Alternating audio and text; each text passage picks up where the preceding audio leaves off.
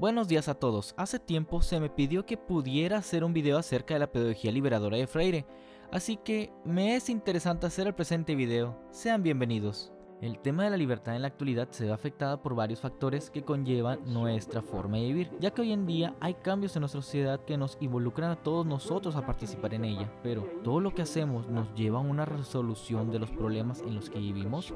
¿O solo son actos dispersos que en realidad parecieran no llevar a ninguna parte debido a que aún seguimos sometidos por los mismos sistemas opresores de las clases élite de la sociedad?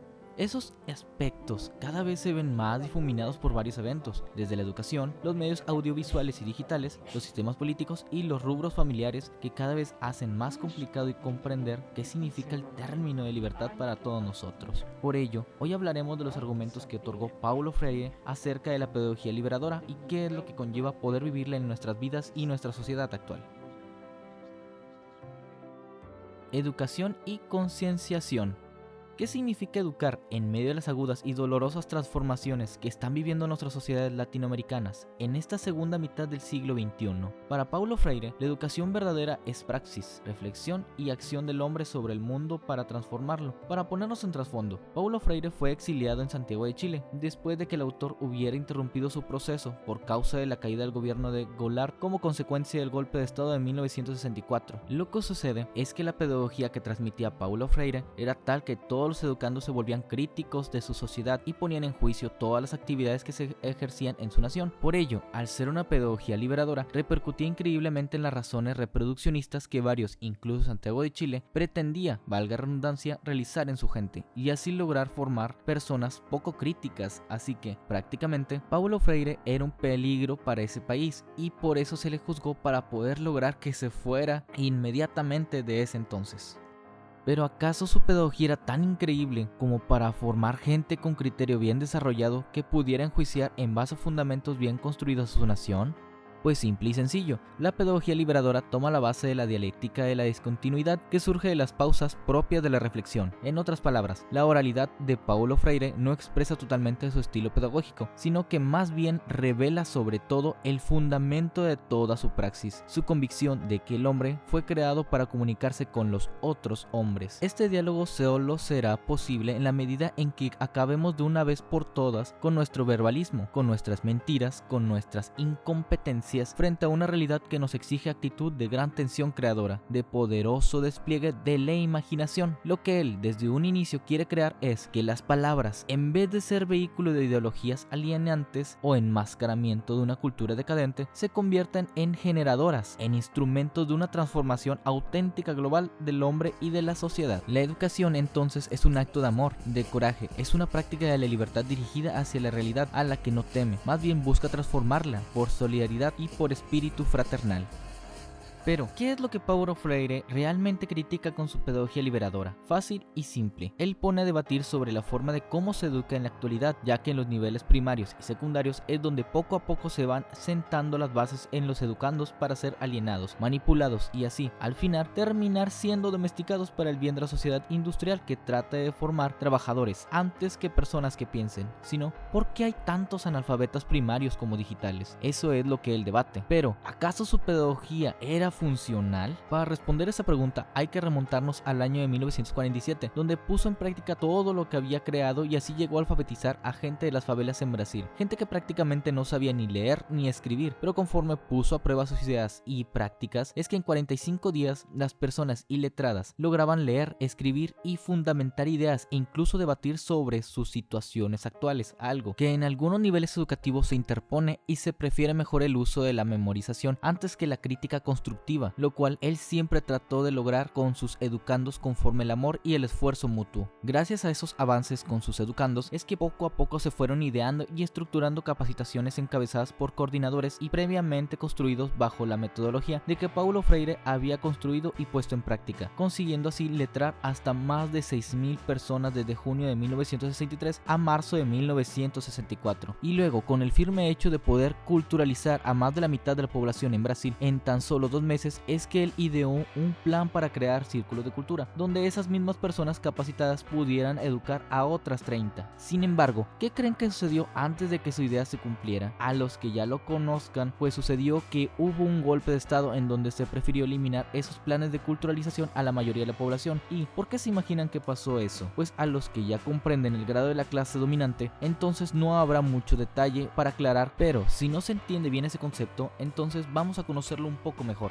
La clase dominante es toda esa gente de nivel élite que mantiene manipulizada a la población popular, en otras palabras, a todas las personas que, como tú o como yo, vivimos al día a día. Al eliminar cualquier método de aprendizaje que nos haga criticar a nuestra nación, es claro y evidente que la gente de la clase dominante no le parecerá convincente y lógicamente no iban a tolerar un cambio radical y transformación de una sociedad que, no bien accediera a las fuentes del conocimiento, no bien tomara conciencia, cambiaría radicalmente la estructura de su propia nación.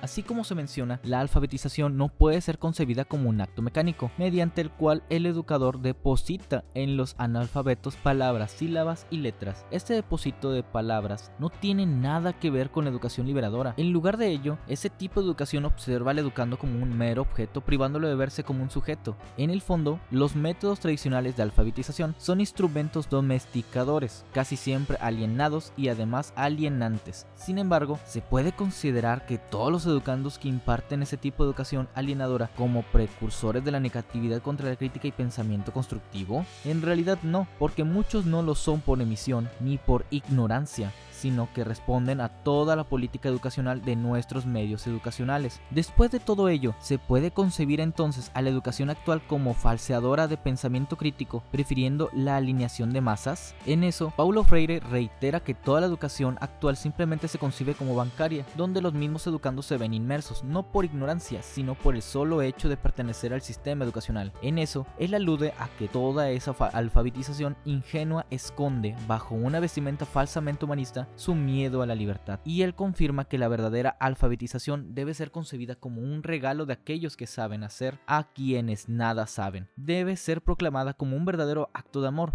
donde se vea efectuado el acto de aprendizaje mutuo, donde un mismo educando aprende del mismo educador y viceversa. A su vez, la alfabetización y por ende toda la tarea de educar solo será auténticamente humanista en la medida en que procure la integración del individuo a su realidad nacional, en la medida en que le pierda miedo a la libertad, en la medida en que pueda crear en el educando un proceso de recreación, de búsqueda, de independización y a la vez de solidaridad. En todos esos argumentos hay que descubrir a la alfabetización como un sinónimo de concienciar. Entonces, ¿acaso educar en la concientización a los educandos va en contra del estándar asignado por el sistema educativo en cada país? Eso es evidentemente que negativo, porque el concientizar a la clase popular significa liberarlo de su conciencia opresora. El enseñarle a leer y escribir significa algo más que solo darle mecanismos de expresión, más bien atribuye a un proceso de liberación de su conciencia con vistas a su posterior integración en su realidad nacional, en donde puede argumentar de sus vivencias y por las que están pasando sus semejantes con tal de llevar una acción que disminuya las opresiones culturales. Pero, ¿acaso eso se puede dar? Me refiero, ¿los educadores pueden liberar de la opresión cultural a sus educandos? Aquí hay que demostrar ciertas situaciones que, como bien lo menciona Paulo Freire, nadie puede lograrlo si en todo momento tampoco está concientizado. Si en dado caso no comparten pensamiento y acción, el dolor y la necesidad de las inmensas masas oprimidas de nuestro país, si no lucha de alguna manera, por mínimo que sea, para destruir esas injusticias. Y así como lo menciona Paulo Freire, nadie es si prohíbe que los otros sean. Pero también, para poder entrar en contacto con los educandos, siempre debe existir el uso de la palabra, la cual signifique a su vez reflexión y acción, la cual, al decirla, llame al encuentro de los hombres. Por eso, la verdadera educación es el diálogo. Ante ese argumento, Paulo Freire menciona que ya no cabe más la distinción entre el educando y el educador. ¿Cómo es eso? Pues que ahora debe existir la relación de educador-educando, con educando-educador. En otras palabras, un vínculo mutuo donde ambos aprenden del otro, mientras que uno lo guía en base a conocimientos bien adquiridos, el otro lo involucrará en su entorno para que también pueda aprender de él. Tras esa afirmación, el enfoque educativo donde el educador es siempre quien educa y el educando es quien siempre es educado debe cambiar. Por ello, Paulo Freire confirma los siguientes puntos a criticar. El primero es, el educador es siempre el que solo habla y el educando es quien solo escucha y es inmerso a ser como una tabula rosa que necesita ser llenado con conocimientos. El segundo punto es que el educador es quien elige y sigue los programas que impartirá el educando, y quien recibe toda la información en forma de depósito. Mientras que el tercero es que el educador es siempre el sabio del entorno, y no importa si él se equivoca, es siempre el sabio, y el educando es aquel que no sabe nada. Esas situaciones son las que Paulo Freire menciona que se deben de cambiar para crear un diálogo sano y enfocado a la concientización mutua del educador y el educando. Ante esto, esa premisa concibe que ya es suficiente de crear sujetos pasivos y de adaptación, sino que se involucren a la participación, a la reflexión y a la creación de que dé respuestas a las situaciones de su entorno. Hay que cambiar también ese simbolismo de concepción bancaria, donde el alumno solo se le nota como un mero objeto o un depósito donde se le debe administrar toda la información, y mejor concebirlo como un ser pensante capaz de discernir, reflexionar y criticar las acciones que efectúa a diario, tanto de él como de sus semejantes. Por lo cual, Paulo Freire menciona que nadie educa a nadie, que tampoco nadie se educa solo, y que los hombres se educan entre sí mediatizados por el mundo.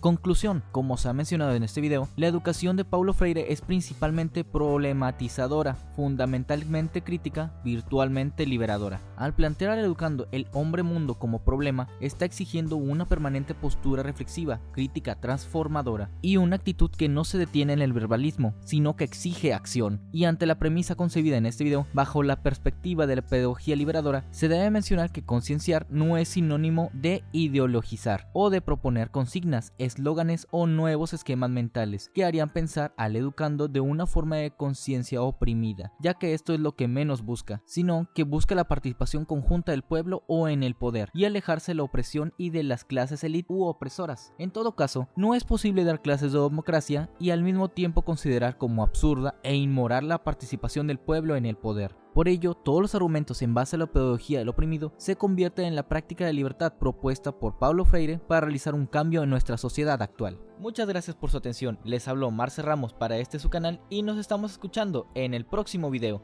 Si el video te gustó, me gustaría que dejaras un comentario para saber de qué otro tema te gustaría que hablara a futuro. Muchas gracias.